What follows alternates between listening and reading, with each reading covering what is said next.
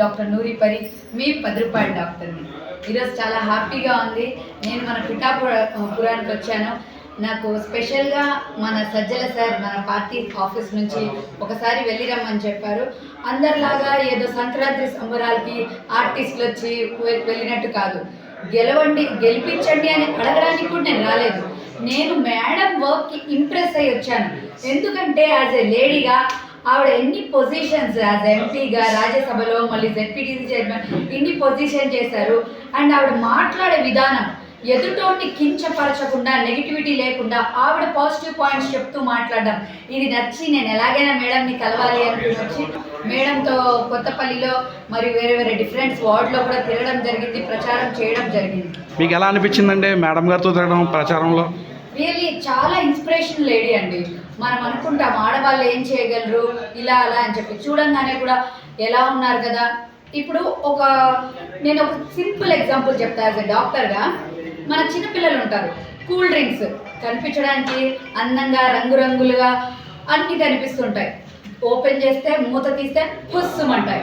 ఇప్పుడు మన opposition party leaders కూడా అలాగే ఉన్నారనమాట, దేనికి పనికిరారు. ఇప్పుడు మన మేడంని తీసుకుంటే ఒక హెల్తీ ఫ్రూట్ జ్యూస్లా అనమాట, హెల్త్కి మంచిది. మన పిల్లలకి అర్థం కాదు, ఏంటంటే కూల్ డ్రింక్స్ వెనకాల పడుతూ ఉంటారు. అవన్నీ వేస్ట్, ఎప్పటికైనా పనికి వచ్చేది హెల్తీ కూల్ డ్రింకే అనమాట. అండ్ ఒకటి నేను చూశాను మీడియాలో, ఎవరెవరో ఎన్ఆర్ఐ పర్సన్స్ వచ్చేసి పిఠాపురాన్ని గిన్నీస్లో ఎక్కిచ్చేస్తాం ఆయన గెలిస్తే అలా అలా అన్నారు.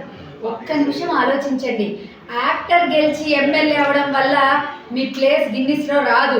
యాక్టర్స్ ఎలా ఉంటారు, ఒక్కొక్క పల్లెల్ని విలేజెస్ని దత్తత తీసుకుని దాన్ని డెవలప్ చేసి అలా గిన్నిస్ రికార్డ్స్లో ఎక్కించాలన్నమాట. ఎప్పుడైనా నేను ఎంటర్ అయ్యేటప్పుడు ఊర్లో జస్ట్ జ్యూస్ స్టాల్స్ దగ్గర, చిన్న చిన్న టీ స్టాల్స్ దగ్గర కార్ ఆపాను.